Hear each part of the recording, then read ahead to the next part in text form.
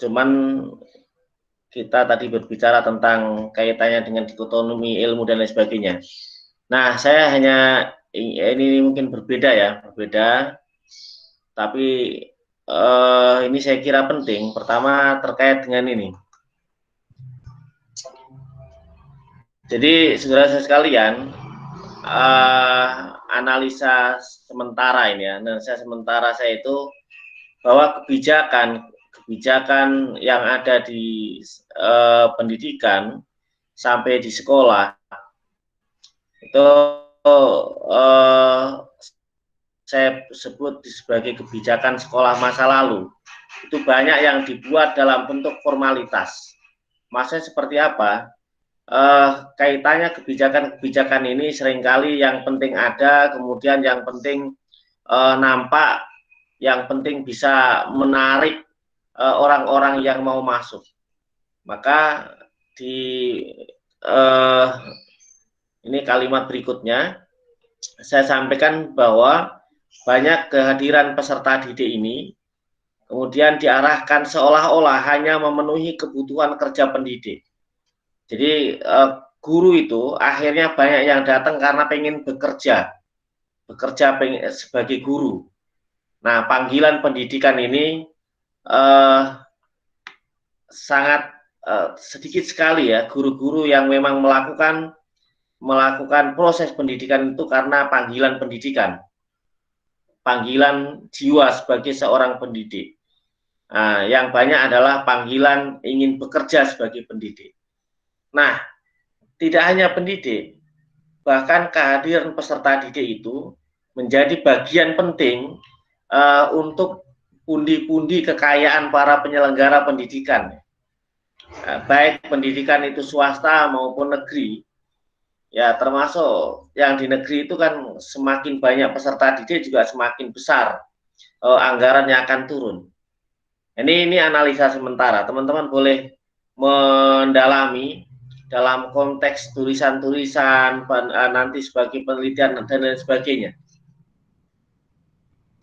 Nah, saudara-saudara sekalian, saya kira apa istilahnya pandemi ini, saya fokus ke pandemi ya, karena ini kita melalui masa ini.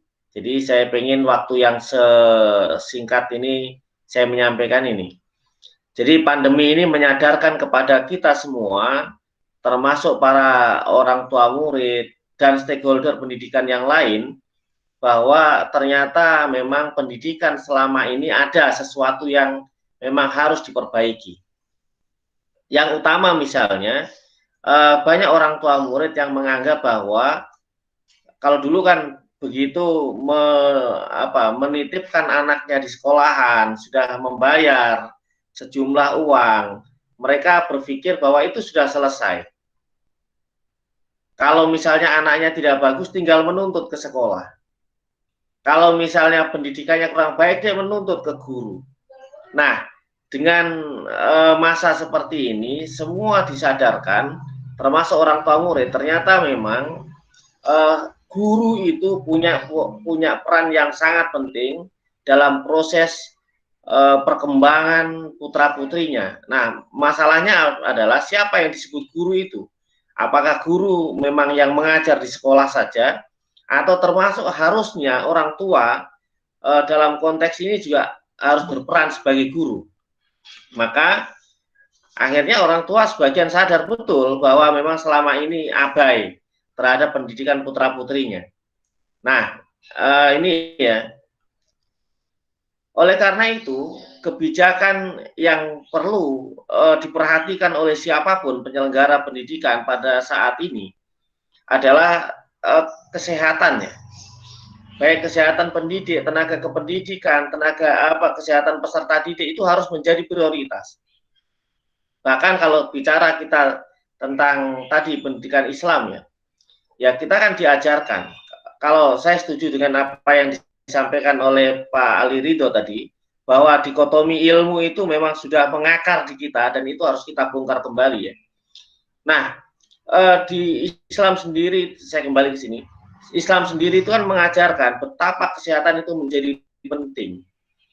Bahkan banyak ibadah-ibadah yang dilakukan itu memang mendasarkan tentang kebersihan dan kesucian.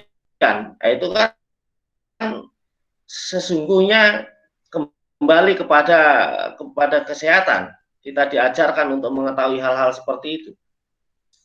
Bahkan yang paling sederhana misalnya orang yang makan misalnya makan itu kan banyak orang melihat ya seolah-olah yang ada hanyalah makanan itu. Ketika orang ada makanan ya bisa makan.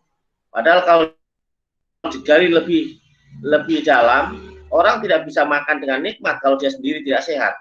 Sehat mulutnya, sehat kepalanya, sehat segala-galanya kan. Nah, itu ternyata kesehatan itu menjadi hal yang paling mendasar di situ. Nah, ini harus menjadi dasar ya ketika seseorang atau siapapun lah pelaku pendidikan ini, praktisi pendidikan ini untuk menetapkan kebijakan-kebijakan itu. Yang kedua, kita disadarkan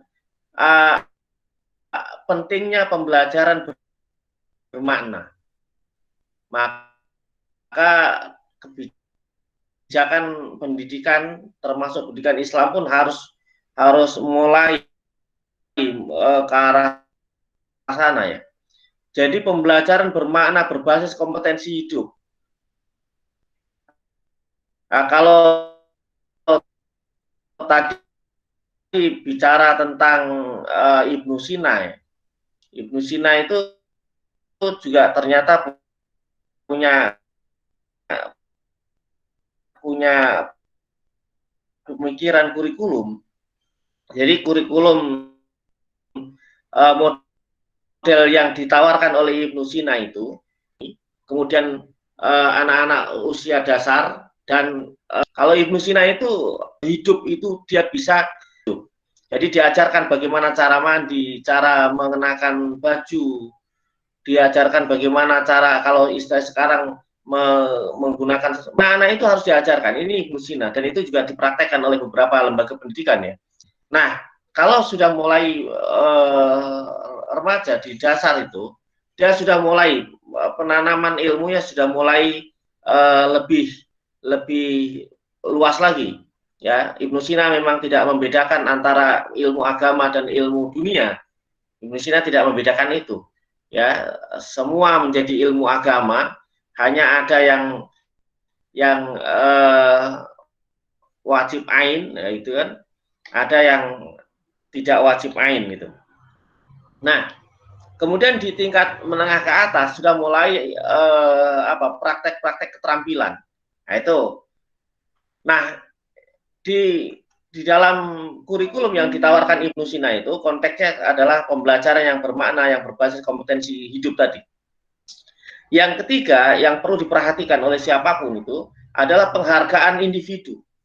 Jadi termasuk umpan balik aktivitas peserta didik. Jadi begini, banyak orang yang membuat kebijakan-kebijakan, kalau saya mulai dari bawah dari sekolah misalnya, ada kebijakan-kebijakan yang dalam bentuk apapun, dalam bentuk program misalnya, yang sederhana. Ada kebijakan kemudian sekolah membuat program misalnya ada program penyambutan, tapi itu seringkali tidak dalam konteks penghargaan terhadap individu. Bagaimana menghargai anak-anak yang bisa hadir ke sekolah, anak-anak yang kemudian ceria kehadirannya, anak-anak yang kemudian tidak hadir di sekolah seperti apa.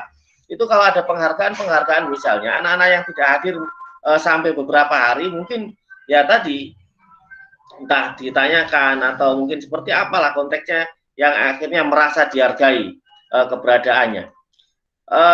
Ini hal-hal yang kelihatannya perlu menjadi perhatian ke depannya. Nah, ini saya perlu sampaikan kepada teman-teman, ada rancangan pemerintah di masa sekarang ini yang barangkali teman-teman menjadi praktisi pendidikan ini perlu tahu juga bahwa pemerintah itu sudah merancang ada 3 hal. Yang pertama tentang AKM, Assessment Kompetensi Minimal.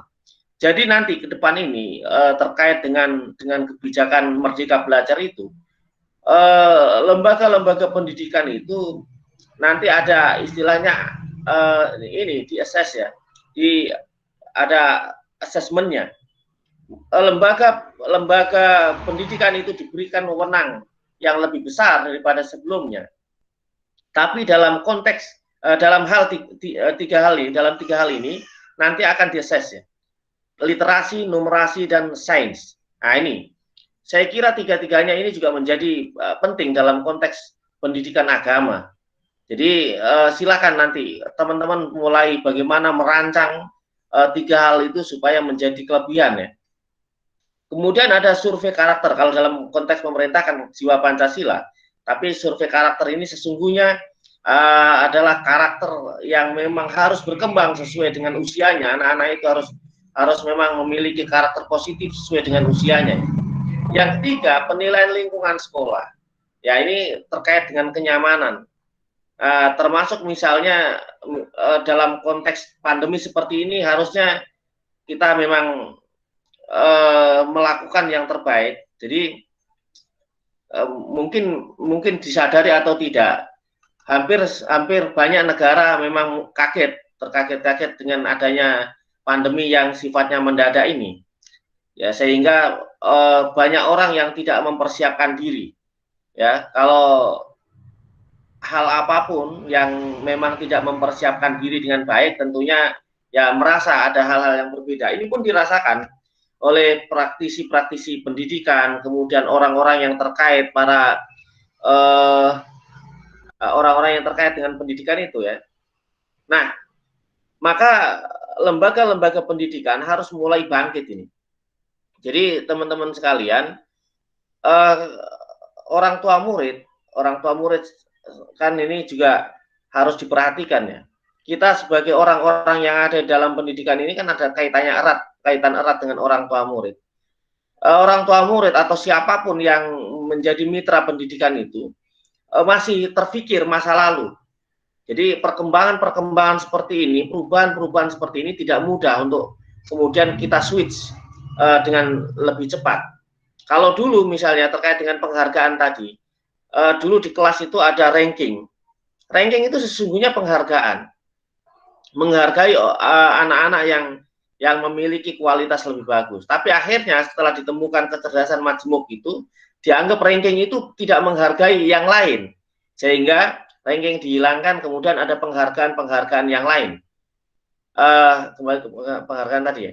Nah, dalam konteks seperti ini, orang masih berpikir masa lalu. Sehingga untuk merubah dengan cepat itu tentunya tidak mudah. Maka kita semua sebagai praktisi pendidikan bangkit, saya ulang lagi harus segera bangkit untuk sama-sama kita kompak untuk merubah dari dalam, kemudian kita nanti sama-sama bagaimana merubah cara berpikir orang-orang yang memang terkait di pendidikan itu. Nah, oleh karena itu ini juga perlu tahu teman-teman sekalian. Jadi dalam konteks revolusi pendidikan Islam itu ada memang ini penting dan silakan nanti dikembangkan, ada kebijakan-kebijakan. Jadi sesungguhnya madrasah itu diberi ruang inovasi dan kreasi menciptakan belajar bermutu dan bermakna yang lebih luas. Ada 6 hal ini yang dilakukan, barangkali nanti secara praktis bisa dikembangkan oleh teman-teman. Yang pertama, melakukan rekayasa struktur kurikulum. Sampai sekarang, sampai hari ini setidaknya, itu pemerintah masih memberikan kebebasan. Jadi tidak ada tuntutan-tuntutan yang tinggi seperti kemarin, nggak ada. Apalagi dalam masa pandemi seperti ini. Maka ini kesempatan yang sangat besar buat siapapun yang memang punya perhatian besar terhadap pendidikan untuk melakukan rekayasa kurikulum. Jadi kurikulum itu apa istilahnya dibongkar sedemikian rupa, kemudian dipilih memilih materi-materi yang esensial dan lain sebagainya. Yang kedua, sesungguhnya diberikan wewenang untuk memunculkan mata pelajaran yang dibutuhkan. Jadi sekarang itu sudah ada wewenang. Sekolah diberikan hak untuk memunculkan mata pelajaran yang dibutuhkan dan itu diakui. Bahkan misalnya teman-teman yang kalau kemarin kita bicara tentang apa namanya sertifikasi kurang jam dan sebagainya itu, sekarang pembelajaran di malam hari sudah diakui. Untuk di madrasah ya, madrasah atau sekolah-sekolah yang berasrama itu, pembelajaran malam itu sudah diakui sebagai jam. Sehingga kalau teman-teman yang kurang jam pelajaran itu bisa menambah di situ. Nah, ini kan sudah ada perkembangan baik menurut saya. Sehingga untuk memunculkan mata pelajaran yang menjadi ciri khas lembaga-lembaga pendidikan kita itu sudah diakui oleh pemerintah itu. Kemudian berkesempatan luas melakukan kolaborasi pembelajaran. Jadi tidak hanya satu mata pelajaran kemudian menjadi satu mata pelajaran utuh, tetapi satu mata pelajaran ini bisa berkolaborasi dengan mata pelajaran-pelajaran yang lain sehingga kurikulum di lembaga-lembaga kita itu bisa tidak terlalu gemuk ya. Nah, tetapi esensi apa yang kemudian akan ditekankan menjadi penekanan dan menjadi kelebihan di sana itu bisa menjadi titik tekan yang terus dikembangkan. Yang keempat, mengembangkan berpikir tinggi dan kreatif. Nah, ini juga perlu nanti dijawantahkan dalam proses-proses yang lebih jelas ya. Kemudian memberi ruang luas kepada siswa untuk berprestasi sesuai bakat dan minat. Ini jadi tidak harus sekolah itu punya siswa banyak. Misalnya siswanya terbatas, tetapi sekolah memiliki kemampuan untuk mengetahui anak-anak ini punya minat kemana, punya bakat di mana, masing-masing minatnya dan bakatnya itu kemudian bisa dikembangkan, maka sekolah itu menjadi sekolah yang berwarna dan akan disukai oleh anak-anak dan stakeholder yang lain tentunya, karena bisa merasa nyaman, bisa merasa berkembang. Bahkan kalau lebih jauh misalnya kita bicara tentang lomba, tentunya orang yang nyaman, orang yang berbakat, yang punya minat lebih bagus, punya kesempatan lebih baik tentunya. Kemudian bebas menentukan alat penilaian belajar yang bermutu. Jadi saudara-saudara sekalian, kalau dulu kita bermimpi karena ada tekanan kalau ngajar itu yang dinilai hanya kognitif, maka sekarang sudah diberikan kesempatan untuk memberikan penilaian secara bebas. Jadi penilaian seperti apa, tapi yang penting harus jelas kepada stakeholder itu, terutama kepada siswa dan orang tuanya. Ini harus jelas apa yang dinilai. Nah, saya kira sharing saya tentang itu ya. Mungkin kalau misalnya ada pertanyaan-pertanyaan silakan, masih ada waktu 5 menit kalau ada, tapi kalau enggak ya kita cukupkan sekian ya. Ada tanggapan? Baik, kalau belum ada saya kira cukup ya. Terima kasih atas kebersamaan kita hari ini. Sama-sama kita akhirin baca hamdalah, alhamdulillah rabbil alamin, subhanakallah wa bihamdika asyhadu an la ilaha illa anta. Terima kasih kepada semuanya, kepada pemakalah, kepada teman-teman semua. Kita akhiri sama dengan baca hamdalah. Alhamdulillah rabbil alamin. Assalamualaikum warahmatullahi wabarakatuh. Waalaikumsalam warahmatullahi wabarakatuh.